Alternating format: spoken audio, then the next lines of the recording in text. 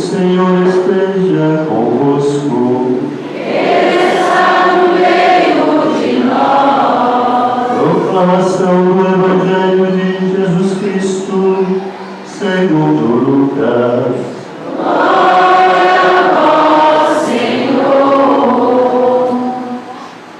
Muitas pessoas já tentaram escrever a história dos acontecimentos que se realizaram entre nós, como nos foram transmitidos por aqueles que desde o princípio foram testemunhas oculares e ministros da palavra. Assim sendo, após fazer um estudo cuidadoso de tudo o que aconteceu desde o princípio, também eu decidi escrever de modo ordenado para ti, excelentíssimo Teófilo. Deste modo, poderás verificar a solidez dos ensinamentos que recebeste.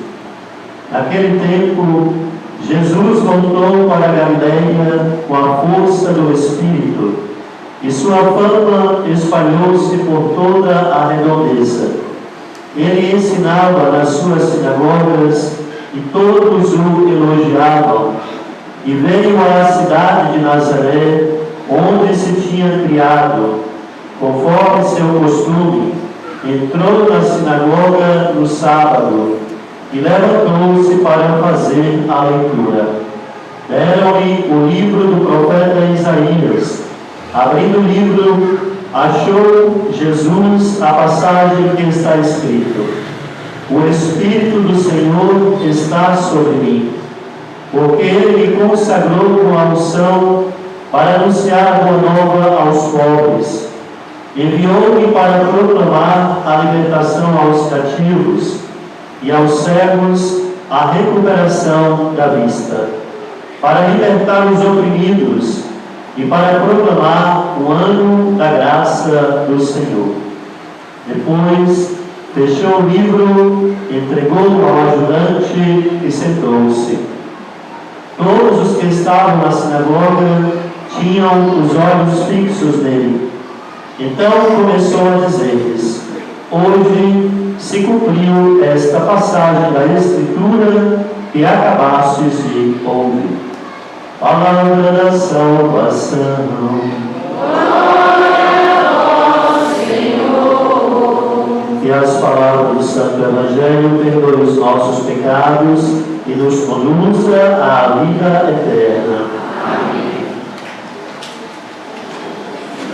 Caríssimos irmãos e irmãs, povo de Deus, reunido nesta Assembleia Santa, celebramos este terceiro domingo do tempo comum, chamado Domingo da Palavra de Deus. Talvez alguém poderia perguntar: mas cada domingo, todo domingo não é o domingo da palavra? Nós não nos encontramos, não nos reunimos para escutar a palavra de Deus? Sim, de fato. Mas, de todos os anos, sempre o terceiro domingo do tempo comum, nós escutamos estas mesmas leituras. E são leituras que nos falam propriamente da palavra de Deus. O Papa Francisco, no ano de 2019, assim instituiu este como o Domingo da Palavra de Deus. Domingo em que nós lembramos de render graças a Deus, porque a palavra ela tem uma força grande de nos reunir, de nos constituir igreja. A palavra é nela que encontramos os pilares da nossa fé cristã, além dos belos testemunhos da história do povo de Deus, da história de amor entre Deus e o seu povo. E a palavra tem esta força, meus irmãos e minhas irmãs, que continua viva e sendo para nós uma expressão de fé muito importante. Às vezes nós mesmos, durante a celebração da missa, do culto à palavra de Deus, as respostas que damos, elas são precisas para nos fazer entender o que estamos fazendo ali naquele momento. Quem somos ali naquele momento. Por exemplo, todas as vezes que nós começamos a celebração, abrimos a celebração com uma saudação.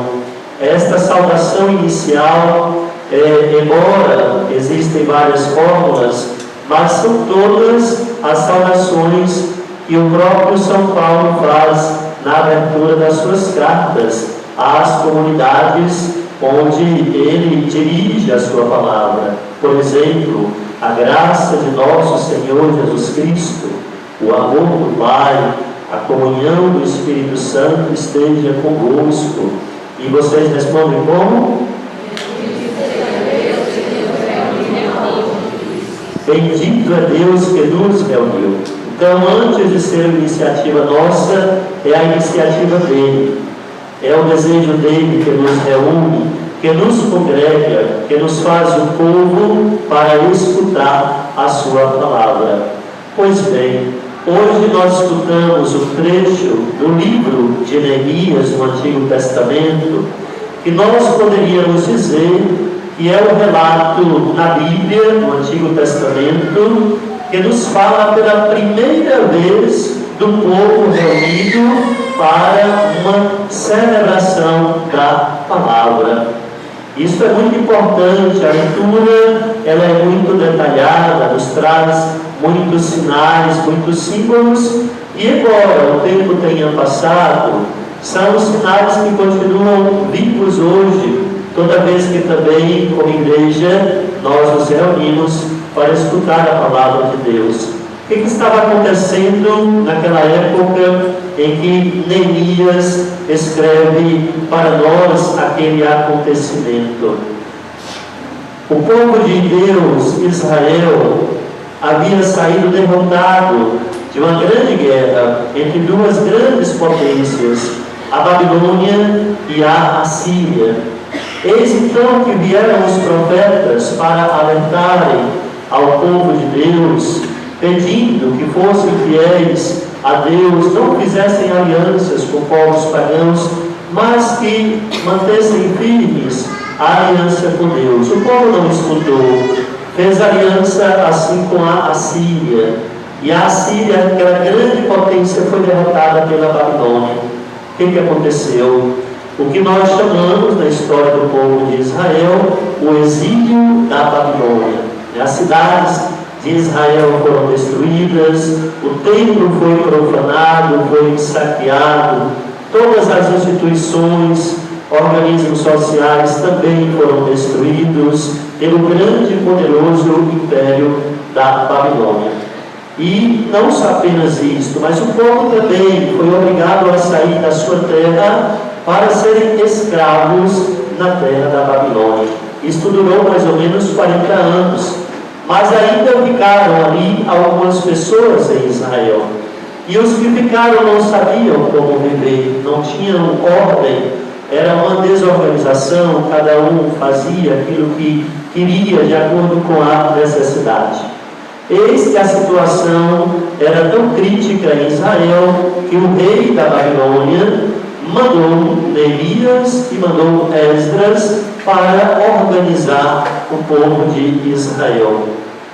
Veja que a leitura nos diz que Esdras, ele era sacerdote e ele era escriba. Ele era sacerdote do templo e ele também tinha a missão de escrever. Era uma atividade rara naquela época. A escrita dos escribas eram praticamente escritos de interpretação da palavra de Deus. Quando Neemias, governador, e Esdras, aquele sacerdote escriba, chegaram em Israel e encontraram aquela desorganização. E por onde foi que eles começaram? Procuraram para ver se encontrava o livro da palavra de Deus. Na verdade era o rolo, não existia livro naquela época, né? E eis então que Esdras encontrou o livro escrito das Sagradas Escrituras. Ele então convocou todo o povo de Israel para uma grande assembleia. E no primeiro dia do 7º mês, toda a assembleia estava ali reunida em praça pública. Eles, de fato, estavam disponíveis para ver o que iria acontecer ali na praça. Esdras, então, mandou construir um tablado, né, como que um altar, como que um ambão, né? E da manhã até meio-dia ele leu, ele proclamou a palavra de Deus para o povo, né? E o povo, atento, escutando aquela palavra, com vontade de escutá-la, de forma que o povo ia respondendo: amém, amém. O amém, esta palavra hebraica, significa: é isso mesmo, eu concordo, eu aceito aquilo que você está falando, né? Nós também usamos na celebração da missa, em vários momentos, esse amém, como acolhida interna daquilo que nós estamos rezando verbalmente. Mas o povo também, na medida que ia escutando a palavra de Deus, o povo ia chorando. Mas por que chorando? Isso era um dia solene, era um dia de festa. Certamente a palavra de Deus fazia com que o povo fosse recordando dos pecados, das infidelidades, fossem vendo a situação de calamidade que eles estavam, exatamente por terem quebrado a aliança com Deus, não terem ouvido antes os profetas. Neemias e Esdras, então, convidam o povo à alegria, pois é um dia solene, é um dia de festa. Convidam o povo ao final do dia para voltarem às suas casas, para comerem carne gorda. Se fosse na linguagem de hoje, nós falaríamos do churrasco, né? Para tomarem bebida doce, se alegrarem. E o final da leitura nos traz um texto que também nós usamos aqui na missa, quando terminamos a missa e enviamos o povo, despedimos do povo, né? A alegria do Senhor é a nossa força. Alegrai-vos, não fiqueis tristes, porque a alegria do Senhor é a nossa força. Pois bem, meus irmãos e minhas irmãs, é a primeira vez na palavra de Deus que nós encontramos o relato de uma celebração do culto, uma celebração da palavra de Deus, proclamada, e o povo de coração aberto para escutá-la, com esse desejo ardente de terem as suas vidas transformadas pela força da palavra de Deus. Nós encontramos um relato paralelo, semelhante no Evangelho que nós acabamos de escutar. Jesus, ele depois do batizado, volta para a região onde ele fora criado, a região da Galileia. E no dia de sábado, o evangelista vai dizer, como de costume, significa que Jesus, ele não era sacerdote no templo, ele não presidia o culto no templo, ele era um leigo da comunidade, conhecido por todos, e tinha o costume de proclamar a palavra de Deus no templo, nas celebrações dos sábados.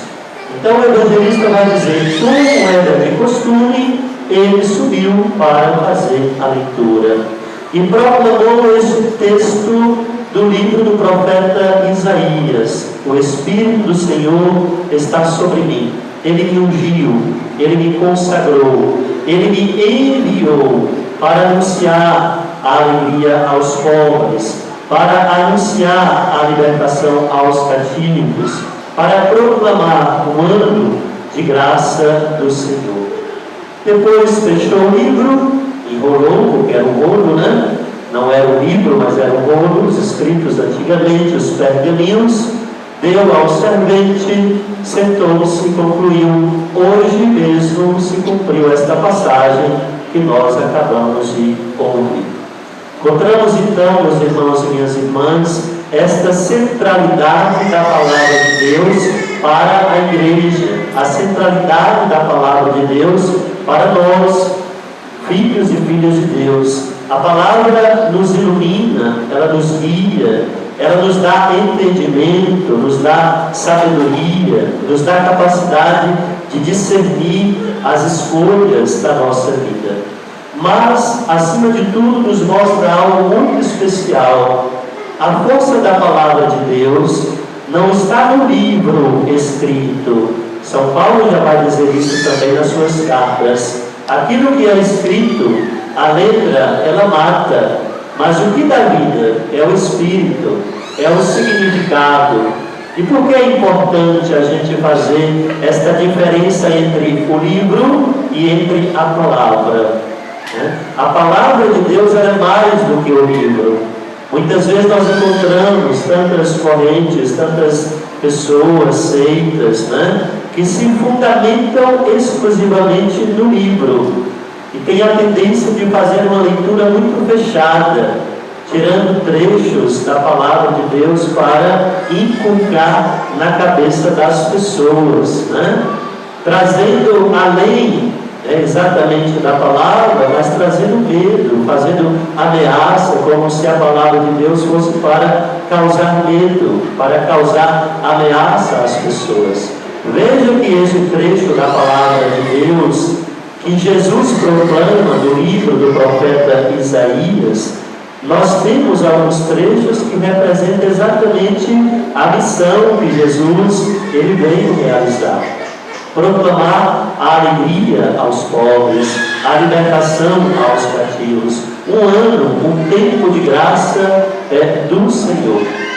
Nesse texto, que é do profeta Isaías, o texto original, quando a gente vai ler, além disto que Jesus proclama, está escrito também para trazer a vingança sobre a terra. E Jesus não fala isto. Significa que ele interpreta a palavra de Deus conforme a necessidade da própria comunidade, do próprio povo de Deus. Deus não vem trazer a vingança. Jesus nos mostra o rosto misericordioso de Deus, que não nos quer por medo, nos quer pela liberdade de escolhermos a Ele por amor, para que nós vivamos a experiência do amor. Não podemos ser algozes de nós mesmos para dizer, é com medo então eu tenho que ir até Deus. Deus nos quer livres. O amor é livre, o verdadeiro amor é livre, e Deus nos fez livres, exatamente para que a gente corresponda a esse grande amor dele por nós, manifestado em Jesus.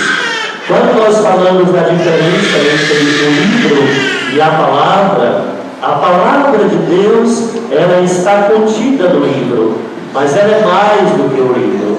Nós não somos uma religião do livro escrito, nós somos uma religião da palavra de Deus.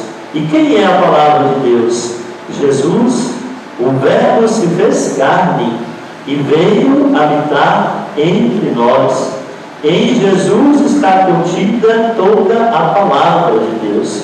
O Antigo Testamento, a palavra escrita, toda ela prepara para a vida de Jesus. E ele veio. Então Jesus contém em seu próprio mistério, na sua divindade, como um filho amado e enviado por Deus, ele contém toda a palavra do Antigo Testamento.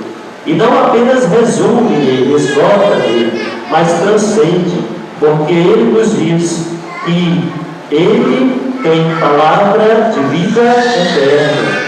Então não é a palavra escrita, porque o livro vai passar. A escrita, se cai uma goteira aqui, ela vai sumir. Nós não vamos conseguir mais ler a letra, mas a palavra devemos compreendê-la, devemos interpretá-la.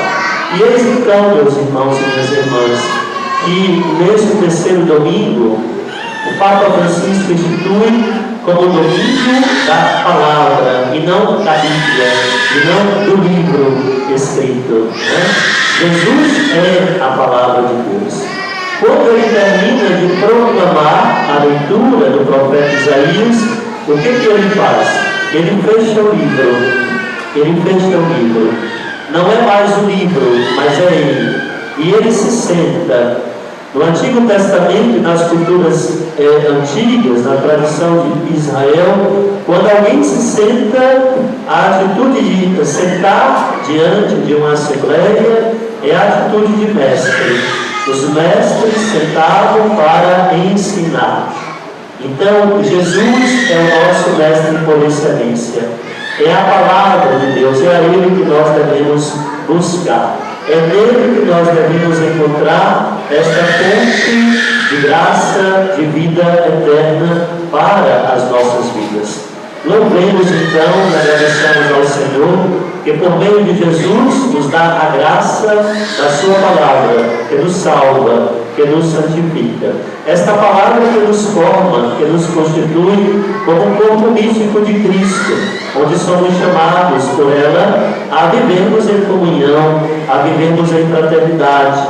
Segundo a leitura, vai comparar a comunidade a um corpo humano, tem vários membros, mas cada membro é especial e tem a sua função. Assim também é a igreja. Quando nós nos reunimos à luz da palavra de Deus, esta palavra gera em nós uma comunhão profunda.